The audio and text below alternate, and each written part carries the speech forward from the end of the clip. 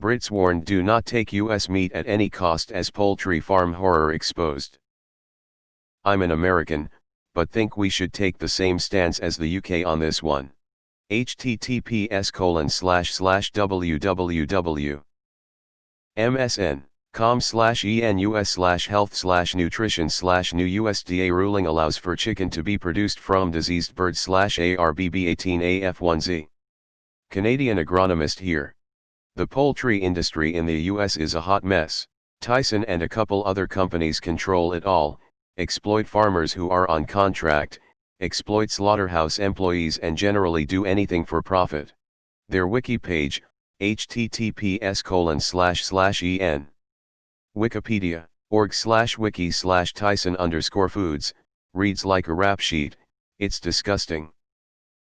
The entire meat processing industry in the US is controlled by huge multinationals like Cargill and Tyson that have power and money and have total disregard for agricultural producers and the safety of the public.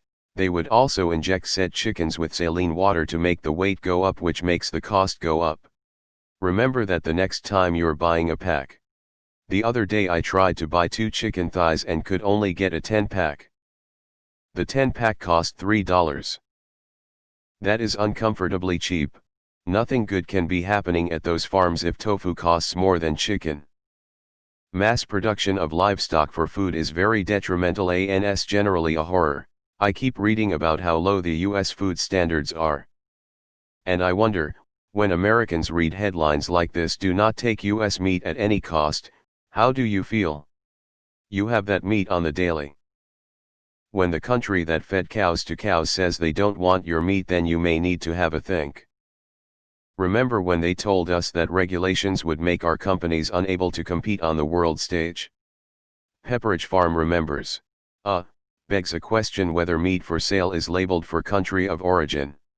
Many places do not require such labeling. Not saying this is wrong, but y'all do know that the Mirror is a tabloid.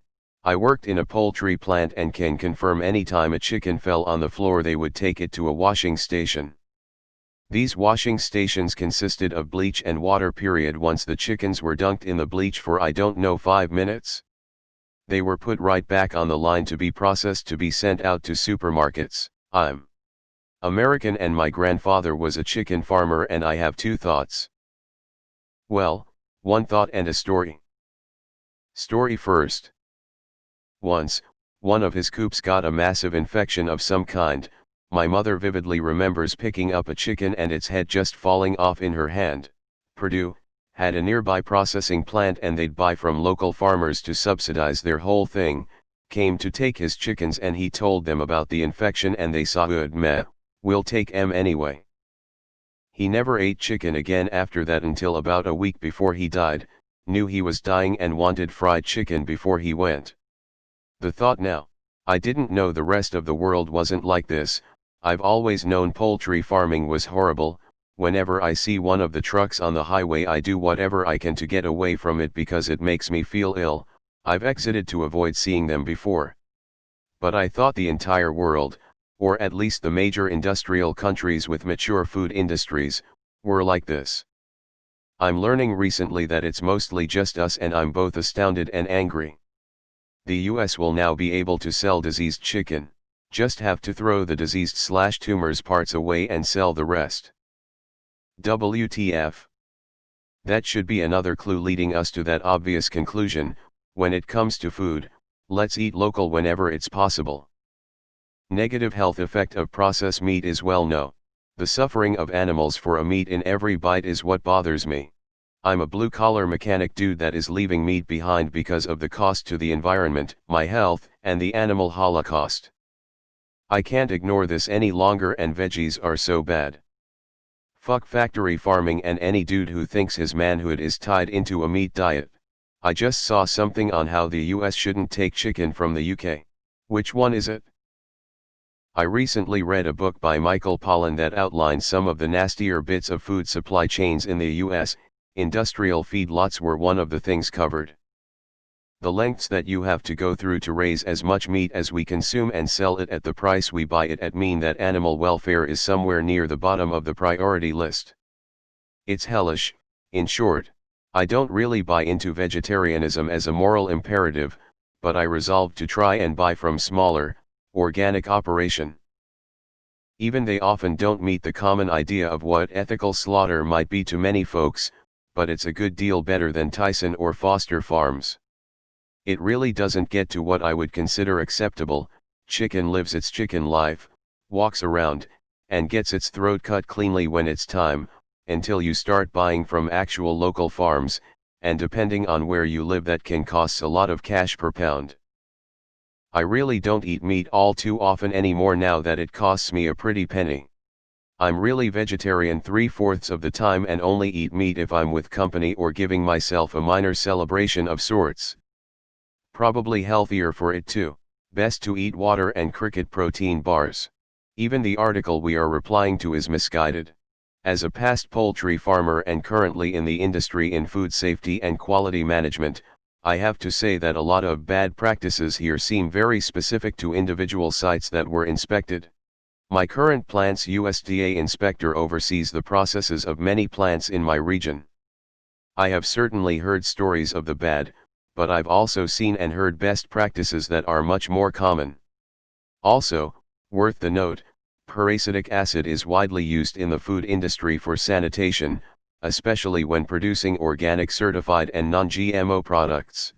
It is EPA and FDA approved for direct food and meat contact. The percent composition of the blend is deemed not harmful and I have never seen anyone have any issues with the exposure in manufacturing plants. To me, it seems like the peracetic acid was improperly handled to cause lasting effects on these individuals.